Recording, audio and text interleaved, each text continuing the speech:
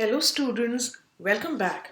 Today we'll be revising the subtopic blood from the chapter Transport in Animals.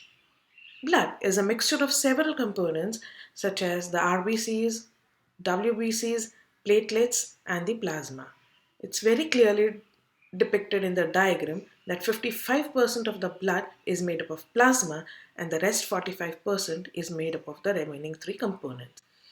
At a glance, here you can see the skeleton of the composition of human blood.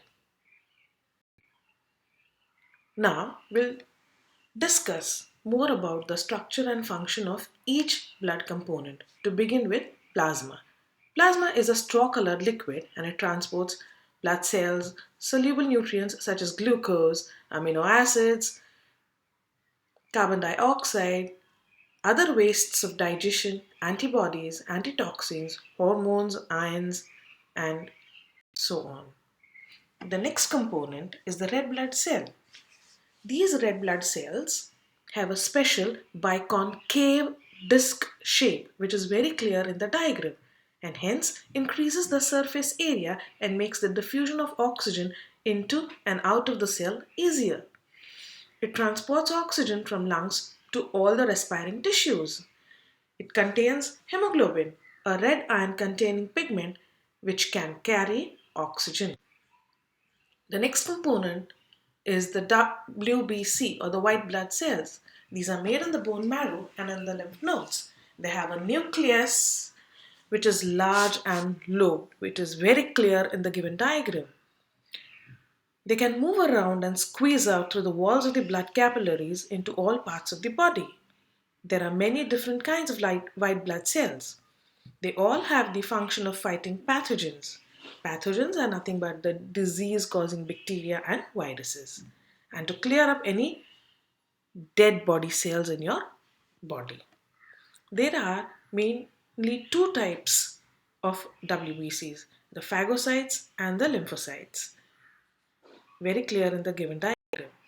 The phagocytes have lobed nuclei, that is, the nuclei is divided into two lobes or three lobes, and the cytoplasm is granular. They can move out of the capillaries to the site of an infection, remove any microorganisms that invade the body and might cause infection. They engulf and kill them by digesting. The simple diagram is a representation of phagocytosis.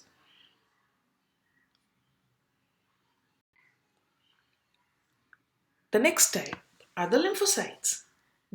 They produce antibodies to destroy pathogenic cells and antitoxins to neutralize toxins released by the pathogens.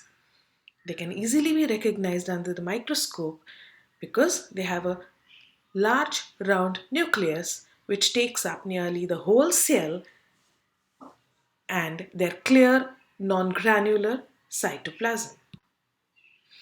Coming to the last component, that is the platelets and how they help in blood clotting.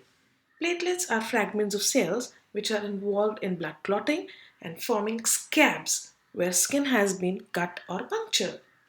Blood clotting prevents continued or significant blood loss from the wounds.